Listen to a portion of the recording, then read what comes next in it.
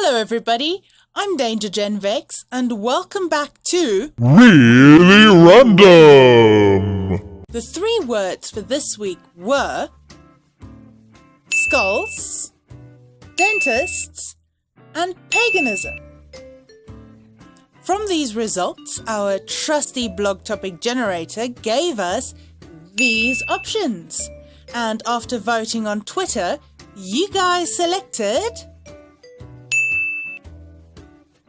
So today, we are going to be talking about 10 misconceptions about paganism. This ought to be interesting. I just want to make it clear that a lot of this is my opinion or the opinion of people that I have done research on for this topic. So there might be people who feel differently, and I would actually encourage you to leave your thoughts and comments on this particular topic down below, because this is actually something I'm very interested in and curious about. So let me know your thoughts on our top 10. But here we go! Number 1. Paganism is the worship of the devil. This couldn't be more wrong.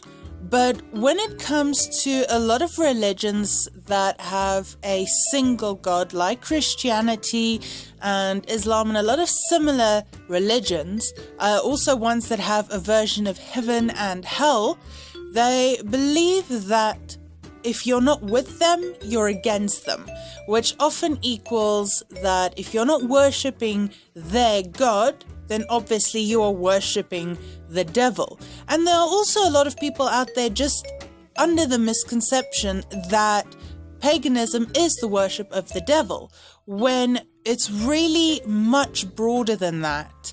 It's not the worship a lot of times of a single entity even, which we'll address in one of the next points. Number 2. Paganism and Wicca are the same thing. There is actually a difference between paganism and Wicca. Wicca is a religion that was founded in the 1950s by Gerald Gardner, and it's based on a lot of surviving traditions or revived traditions from old religions and old folk religions and traditions. It's even recognized as an actual religion in the United States. Paganism, however, is more like an umbrella for various religions that come from those same traditions. In fact, some of the religions that fall under the pagan umbrella include Rodnovery, which is a Slavic, I believe, tradition. There's the Hellenic paganism, Discordianism, Druidism, that falls under paganism. There is a lot that falls under that umbrella. There are also different kinds of paganism according to some. There's meso-paganism, there is neo-paganism, there is paleo-paganism, so even that falls under a very broad umbrella. Paganism itself is actually from the Latin Paganus, which was used to describe a lot of the old rural and folk religions and traditions. So that's also, why a lot of this is nature-based. That is the origin of paganism. It's all traditional practices, and that is where a lot of the new ones also come from. Number 3. Pagans have special powers. A lot of people think that pagan druids and pagan witches have special powers, and that they can use their spells to create as much money as they want, or get any kind of love they want, or any amount of friends that they want. People really have the wrong idea about spells and rituals when it comes to paganism and all the different religions that fall under the paganism umbrella. For example, while spells and rituals do play a large part in a lot of these religions, it's only a small component of the religions themselves.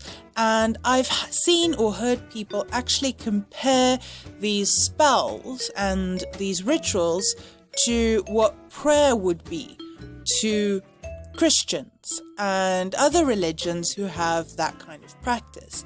So if you were to pray to your God, that is what spells and rituals are to pagans. That is how they pray and communicate with their gods and spirits and the like. So it's not so much special powers. A lot of the time it's a request or just a prayer or a ritual or a spell of thanks. Which is like you just, you want a new car and you're a Christian, so you decide you want to pray and say thank you to God for the good fortune he sent your way. It's a similar type of thing. So prayer is to Christianity what spells is to paganism most of the time. Number 4, paganism is whatever you want it to be.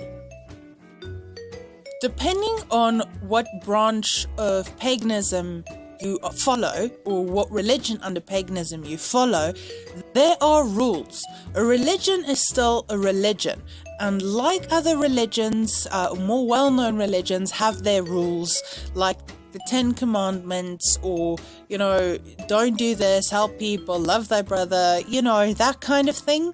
Other religions and paganism religions also have their rules, and you can't pick and choose which rules you want to follow and which ones you don't. Rules are rules. A lot of these misconceptions come from when paganism and those religions were coming back into popularity, and people started going back to those old traditional practices or reviving old traditions, and there was still a lot of confusion about the general public, especially since a lot of them started coming out at the same time. And the thing about a lot of these religions, they also allow you to pick which gods and goddesses you feel most linked to. For example, you might believe in Hecate or Hecate or Hecate. I've heard many pronunciations of her name. The triple goddess, the maiden, mother and crone, or there are those who actually feel more linked to the Greek pantheon, or the Egyptian pantheon, and the Slavic ones have also, they worship their gods. So it's not a case of you can just worship whatever and do whatever and make the religion whatever you want it to be. Whatever religion you follow, you have to follow its rules as well and its traditions. You can't mix them all together and decide that you belong to this one, but you do, that and that and that as well. And you decide not to do this and this that you're supposed to. So like any religion, they have their rules.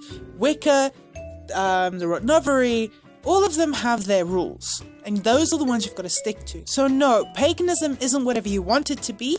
There are just many different pagan religions, and there are many to choose from. So like any religion, find what speaks to you, and that would be the one then that you would follow, and you would stick to the rules of that religion. Number 5, sex and orgies are the norm. This is the kind of thing that you would often see in movies, usually just before the virgin coated in goat's blood is sacrificed to who knows who.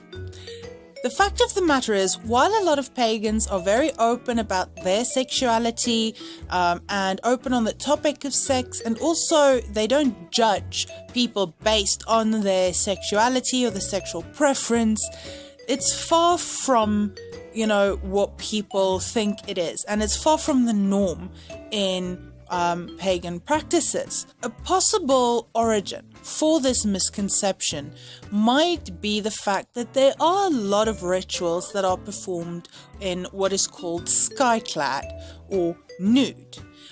So that might be where that misconception came from. There's also the fact that there are some rituals, very few, that do involve a sexual component. But these are usually very important festival rituals, and it's very, very far from the, sexually depraved image that Hollywood portrays. Number 6. Paganism is only for women. I've actually heard this one myself a few times as well, and this also links to number 7. But paganism isn't just for women, okay? The term witch that is assigned to a lot of pagans, and even some that take on the title of pagan witch, it doesn't have to be a woman. You're not always a woman if you're a pagan. A lot of women are pagans, a lot of men are pagans. Paganism includes a lot of people, various ages, various backgrounds. It's not all women. Number 7. Paganism is dangerous and shouldn't be taught to children.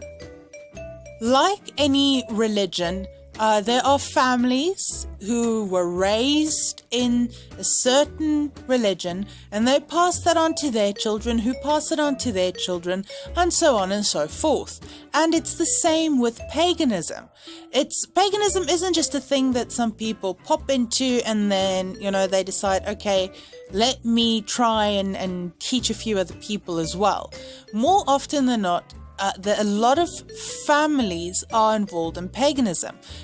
Grandma was a pagan, mom and dad is a pagan, I'm a pagan. I'm not saying this now, about my family, but, pagans can be anything from, 80-year-olds, 90-year-olds and older to young children. Just like you would teach your children whatever you believe in, so pagans do the same with their children. So no, it's not dangerous and it shouldn't be taught to children. There might be some rituals and events that are not for children, and they wouldn't take their children to these things either. But for the most part, it's just a religion, and it's passed on in the same way. Parents who tell their children that this is what they believe and this is what's right and wrong, and that's basically it. It's not any more dangerous than, telling your children that there's a God who might send them to hell if they do something bad, or that, they have to be willing to die in the name of their God to kill the heathens. If you are willing to tell your children that, then there's nothing wrong with a parent telling the child that they must be kind to others and never do harm lest it come back to them in the law of 3. So it's the same thing. It's not dangerous because kids might be involved. It's a family thing like any religion. Number 8. You can spot a pagan by the clothes that they wear. A lot of people think that you can easily spot a pagan. They're usually the people with the weird symbols plastered all over them, with the goth or the emo looks, or they're walking around in weird hats and, robes. I've got news for you. Pagans look and dress just like everybody else. Your neighbor might be a pagan. The guy across the street might be a pagan. You could be crossing several pagans on the road every day and you wouldn't know. They look just like everybody else. They're just normal people. Okay, like you and me. They're not different or weird or crazy. They just follow a different path. And you wouldn't expect somebody to spot who you are by your clothes. How can you expect to spot who they are by theirs? Number 9. Pagans recruit children through books such as Harry Potter. Okay, look. I have heard of a lot of people who get into paganism or start finding out about paganism because of books like Harry Potter and the like, and they think that paganism and witchcraft is a lot like that. But you couldn't be more wrong, and books like that aren't meant to do this. If people get curious after them, that's their problem, or good for them. But that's not their intent. Like a lot of other religions, or spiritual religions, Paganism doesn't recruit. They don't really need to. They're not going to send missionaries to your door. That's not their style. They're more like Buddhists. They live their lives a certain way. And should you come to them and ask them about it, they'd be happy to tell you about it. But they're not recruiters. They don't see the need for that. That is not something common to paganism. There's literature available about it, and in my experience, they're more than willing to talk about it. But they're not going to put any kind of pressure on you to take up one of the pagan religions.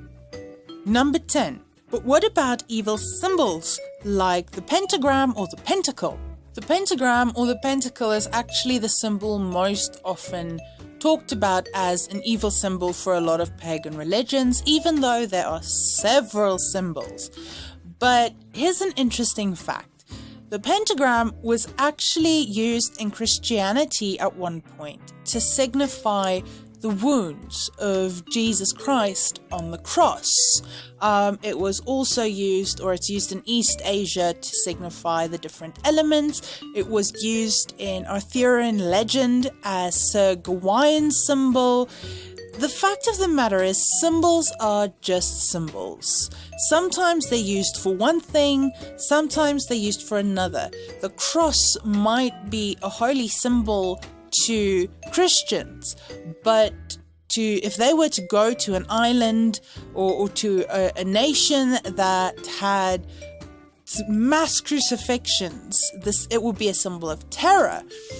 I believe even the swastika had good connotations or different meanings before it was used by Hitler and by the Nazis in the Third Reich.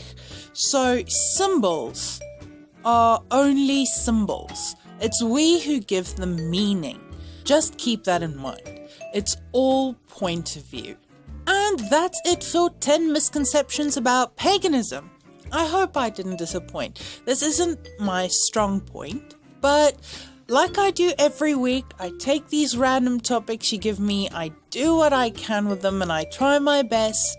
And if you are actually somebody who knows about these things, then please let me know down in the comments below how I did, how absolutely wrong I got some things, or maybe I got some things right. But please let me know. But thank you guys so much for watching. If you enjoyed this episode, remember to leave me a like down below. But thank you guys so much, and I will see you next time. Bye!